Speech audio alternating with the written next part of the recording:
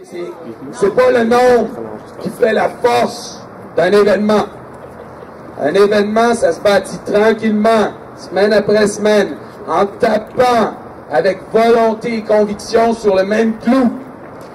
C'est en tapant avec volonté et conviction sur le même clou qu'on peut créer quelque chose ensemble. J'aimerais, comme disait Pierre tout à l'heure, rappeler à quel point il est important de se compromettre et de se commettre régulièrement de façon récurrente à tous les samedis et que ça devienne une sorte d'hygiène au fond citoyenne que de venir ici prendre la parole en public, et ce public deviendra de plus en plus nombreux à la mesure de notre compromission. Moi, je suis enchantée d'être avec vous, je m'appelle Barbara, et donc je vais vous lire un texte intitulé « La désobéissance civile » de Henry David Thoreau. Tous les hommes reconnaissent le droit à la révolution, c'est-à-dire le droit de refuser fidélité et allégeance au gouvernement, et le droit de lui résister quand sa tyrannie ou son incapacité sont notoires et intolérables. Faire une évaluation rétrospective des intentions et de l'esprit de la Révolution tranquille et prononcer un jugement sur ce qu'elle a fait du Québec, cela exige de commencer par se mettre en règle avec ses propres affections. Il se trouve, dit Gilles Gagné, que j'ai grandi dans un monde qui aimait mieux la société québécoise à faire que le Canada français à préserver. Si, dans l'avenir prochain, il existe encore au Québec une totalité morale irréductible aux valeurs de l'autoréférence financière et à celle de la production de gadgets, alors c'est que la mutation du Canada français en société québécoise aura gagné son pari. Alors bonjour, mon nom est Pierre Lefebvre, en fait je suis le directeur de la revue Liberté. Dans une vidéo diffusée sur Internet pendant sa campagne présidentielle, il rend en effet un hommage vibrant au travail comme instrument, premier entre tous, d'émancipation. Ça commence par une affirmation qu'il proclame de sa belle voix pendant qu'on voit qu'il serre des mains dans une usine, un magasin, une boulangerie. Le travail, c'est la liberté. La formule est digne d'un département de marketing qui a bien fait sa job.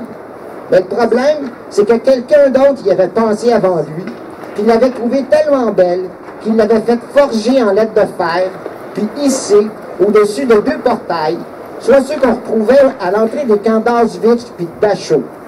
En allemand, ça sonne un petit peu différent. Arbeit macht frei. Bonjour, je m'appelle Edouard Cloutier. Considérant que l'Assemblée nationale est composée de députés élus au suffrage universel par le peuple québécois et qu'elle tient sa légitimité de ce peuple dont elle constitue le seul organe législatif qui lui soit propre. Considérant le Parlement du Québec décrète ce qui suit. Chapitre 5, disposition finale. Aucun autre Parlement ou gouvernement ne peut réduire les pouvoirs, l'autorité, la souveraineté et la légitimité de l'Assemblée nationale, ni contraindre la volonté démocratique du peuple québécois à disposer lui-même de son avenir. Ce texte, à l'heure actuelle, nous tient lieu de constitution.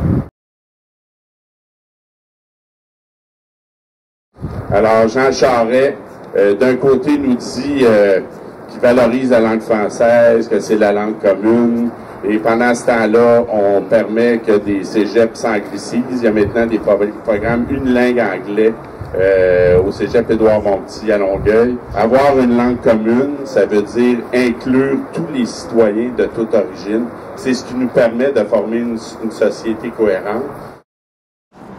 Alors moi, j'imagine un peuple capable de profonde générosité. J'imagine aussi un peuple hors du commun. Et lorsqu'il m'arrive d'imaginer ce peuple hors du commun, je vois ce peuple capable d'être à la hauteur du plus faible de ses citoyens, du plus modeste, du plus misérable, capable de faire en sorte que ce citoyen délaissé, honni, devienne son incarnation réelle, l'incarnation d'une nation, d'un peuple. C'est capable de voir dans le faible la surpuissance et la force. Si nous sommes de cette nature, nous serons un grand peuple.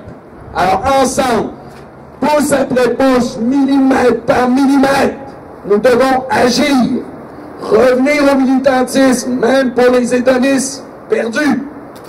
Ensemble, et seulement ensemble, dans une réunion sacrée, nous allons réussir ce que nous devons réussir et ce que nous n'avons jamais réussi.